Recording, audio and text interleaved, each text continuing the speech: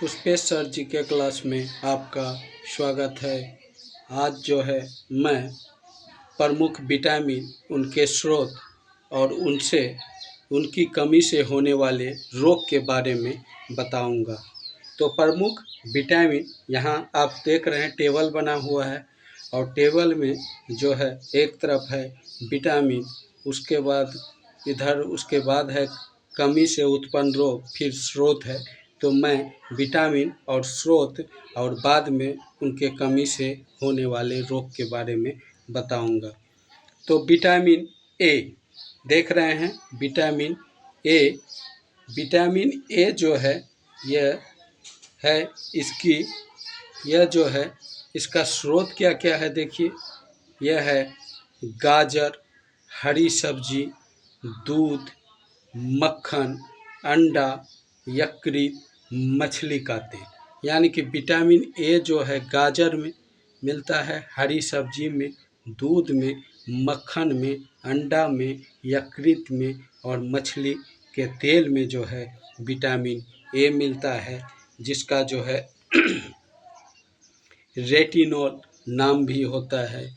और जो है इसकी कमी से जो है रतौंधी, जीरोप्थेल्मिया, संक्रमण, त्वचा की कोशिका में परिवर्तन, ये सारी रोग होते हैं।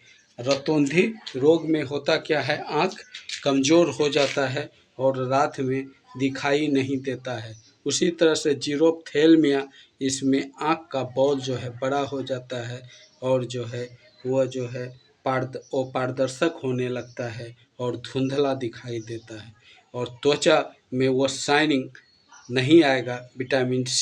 विटामिन ए युक्त भोजन नहीं खाया जाए तो इसीलिए विटामिन ए युक्त भोजन खाना चाहिए। गाजर खाइए, हरी सब्जी खाइए, दूध खाइए, मक्खन खाइए, अंडा खाइए, तब जो है आपको ये सब बीमारी नहीं होगी। अब जो है विटामिन B1, जिसको थायमिन कहा जाता है, विटामिन बी को B1, B2 में बांटा गया है।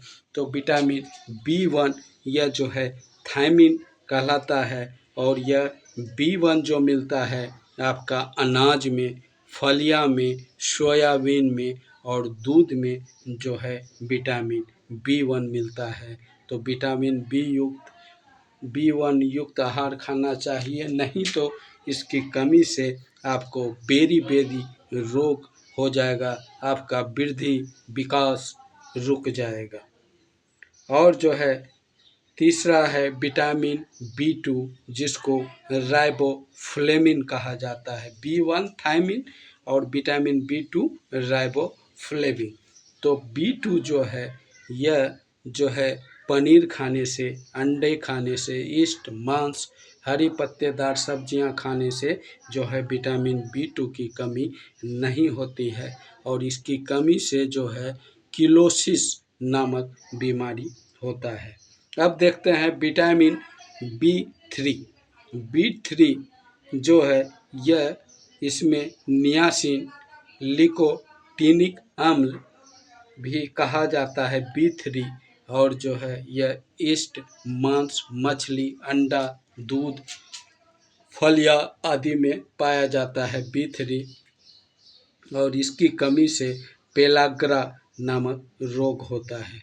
अब विटामिन B5, इसको जो है पेंटोथेनिक अम्ल भी कहा जाता है B5 को, और जो है यह अंडे, दूध, मांस, मूंगफली में मिलता है और इसकी कमी से चर्म रोग, वृद्धि कम, बाल सफ़ेद, ये सब जो होता है। अब जो है विटामिन B6, इसको पायरिडॉक्सिन भी कहा जाता है और यह है दूध, ईस्ट, अनाज, मांस में मिलता है और B6 की कमी से जो है रक्त क्षीणता, यानी कि शरीर में खून की कमी, चर्म रोग, पेशीय ऐंठन, ये सब समस्या होती है। अब B7 देखते हैं, जिसको बायोटिन कहा जाता है। विटामिन B7 बायोटिन, यह जो है मांस, गेहूँ, अंडा, सब्जी, फल में मिलता है और B7 की कमी से चर्म रोग, बालों का झड़ना, ये सब जो है समस्या आती है। विटामिन B9 जिसको फोलिक अम्ल कहा जाता है, यह जो है हरी सब्जियों, फलियां, यीस्ट, मांस, अंडे में मिलता है और B9 की कमी से रक्त क्षीणता, कुंठित वृद्धि यानी सही ढंग से विकास शरीर का नहीं होता है। अब विटामिन B12 देखते हैं जिसको जो है साइनोकोबालेमिन कहा जाता है और जो है B12 बहुत इम्पोर्टेंट होता है। यह मांस, मछली, अंडा, दूध, आंत के जीवाणु में पाया जाता है और इसकी कमी से घातक रक्त क्षीणता यानी कि ब्लड की कमी, एनीमिया रोग हो जाता है। तंत्रिका तंत्र की गड़बड़ी इसकी कमी से B12 की कमी से होता है। अब जो है B6 जो है यह विटामिन सी, यह है विटामिन सी। विटामिन सी जो है इसको स्कोर्बिक अम्ल भी कहा जाता है और यह खट्टा फलों में जैसे आंवला, नींबू वंश के फल, टमाटर, सब्जियों में पाया जाता है और जो है इसकी विटामिन सी की कमी से स्कर्वी रोग होता है। विटामिन डी, इसको जो है कैल्सीफेरोल कहा जाता है और यह मक्खन, मछली, तेल, अंडा आदि या सूर्य के प्रकाश से भी इसकी प्राप्ति होती है और जो है विटामिन डी की कमी से सूखा रोग यानी रिकेट्स या ऑस्टियोमेलेसिया नामक बीमारी होता है और हड्डी इसमें कमज़ोर होने लगता है। विटामिन ई, इसको टोकोफेरोल कहा जाता है। यह जो है तेल, गेहूं, अंडे की जर्दी, सोयाबीन से प्राप्त होता है और विटामिन ई जो होता है जनन की क्षमता की कमी, इसकी कमी से जनन की क्षमता कमी हो जाती है, जननांग तथा पेशियां कमज़ोर हो जाता है। इसीलिए जो है जनन क्षमता में वृद्धि के लिए विटामिन ई युक्त आहार जैसे तेल, गेहूं, अंडे, जर्दी, सोयाबीन खाना चाहिए। विटामिन की, इसको नेप्थोक्विनोन कहा जाता है और जो है यह हरी सब्जियां, अंडा, सोयाबीन, आंत्र के बैक्टीरिया आदि में पाया जाता है और जो है के जो होता है विटामिन के, चोट का रक्त का थक्का न जमना, यानी कि विटामिन के की कमी से क्या होता है ब्लड का थक्का नहीं जमता है और ब्लड लगातार बहते रहता है, ब्लड क्लोटिंग नहीं होता है। तो यह प्रमुख विटामिन था और किस किस चीज़ से यह प्राप्त होता है और इसकी कमी से कौन सारे रोग होता है। अब जो है इस चैप्टर का जो बता रहे थे विटामिन्स और पोषण, इसका कुछ भाग और बचा है उसके बारे में देख लेते हैं। मंड या स्टार्च तथा सेलुलोज, यह जो है दोनों का वानस्पतिक उद्भव है, यानी मंड या स्टार्च तथा सेलुलोज दोनों का वानस्पतिक उद्भव है। यह ग्लूकोज अणु से निर्मित बहुलक है, यानी कि मंड, स्टार्च, सेलुलोज ये सब जो है ग्लूकोज अणु से निर्मित बहुलक है। स्टार्च आयोडीन घोल के साथ क्रिया करके नीला काला रंग देता है। तो स्टार्च का जो रिएक्शन होता है यह जो है आयोडीन घोल के साथ यदि इसको रिएक्ट कराया जाए, स्टार्च को आयोडीन घोल में घोला जाए तो इसका कलर जो है नीला और काला रंग हो जाएगा, जबकि सेल्यूलोज इस प्रकार की प्रतिक्रिया नहीं करता है। परंतु सेल्यूलोज यह रिएक्शन नहीं करता है, यानी आयोडीन के घोल में उसका कोई रिएक्शन नहीं होता है, परंतु स्टार्च जो है नीला काला रंग देता है।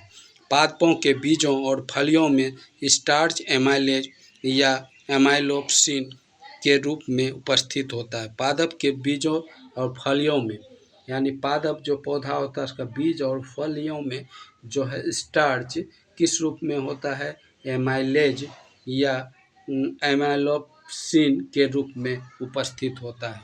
मानव शरीर की कोशिकाएं आवश्यक वसीय अम्लों का संश्लेषण नहीं कर सकती है, यानी कि मानव शरीर का कोशिका जो है जरूरी वसीय अम्ल का जो है संश्लेषण नहीं कर सकती है और जो है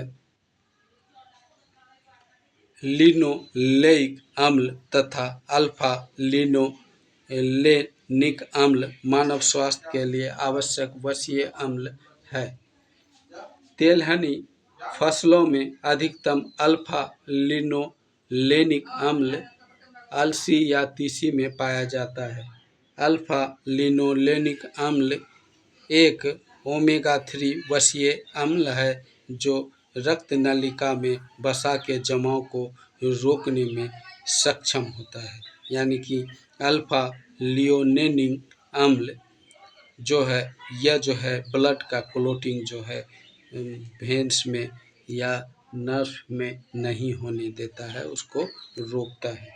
अब जो है वो संतृप्त वसा अनसैचुरेटेड फैट और संतृप्त वसा सैचुरेटेड फैट्स की तुलना में अधिक अभिक्रियाशील होता है, क्योंकि वो संतृप्त यदि है तो अधिक अभिक्रिया करेगा ही, क्योंकि उसका पूरा बॉन्ड फुलफिल नहीं हुआ है।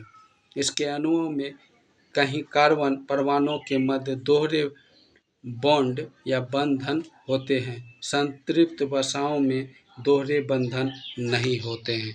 वो संतृप्त में डबल बॉन्ड होते हैं परंतु संतृप्त में नहीं। बहु असंतृप्त वसा पॉली अनसैचुरेटेड एसिड में अपघटन की दर काफ़ी तीव्र होती है, जिसके कारण संवहनीय क्रिया में ऑक्सीजन के अधिक अणु ग्रहण कर लिए जाते हैं। इसके परिणाम स्वरूप मनुष्य में संवहनीय क्रिया बढ़ जाती है। बहुसंतृप्त वसा अम्ल मछली में प्रचुर मात्रा में मिलता है। तो बहुसंतृप्त वसा अम्ल जो है मछली में प्रचुर मात्रा में मिलता है, जो मानव का अच्छा पोषण होता है। और जो है ट्रांस वसा का उपयोग शरीर में खराब जो है एलडीएल कोलेस्ट्रॉल के स्तर को बढ़ाता है। यानी ट्रांस वसा का उपयोग शरीर में खराब एलडीएल कोलेस्ट्रॉल के स्तर को बढ़ाता है, अच्छे एचडीएल कोलेस्ट्रॉल के स्तर को जो है कम करता है, जो हृदय वाहिका के स्वास्थ्य को क्षति पहुंचा सकता है। प्राय पशु उत्पादन वसा तेल या हाइड्रोजनिक तेल दोनों ही ट्रांस वसा होते हैं। ओके गाइज, इस चैप्टर में इतना ही। और इससे संबंधित ऑब्जेक्टिव जो है यानी कि विटामिन और पोषण से संबंधित ऑब्जेक्टिव जो है नेक्स्ट वीडियो में बताने जा रहा हूँ। वीडियो अच्छा लगा हो तो इनको लाइक करें और चैनल को सब्सक्राइब करें, ताकि आपके लिए मोर वीडियो मैं अपलोड करता रहूँ। Okay bye.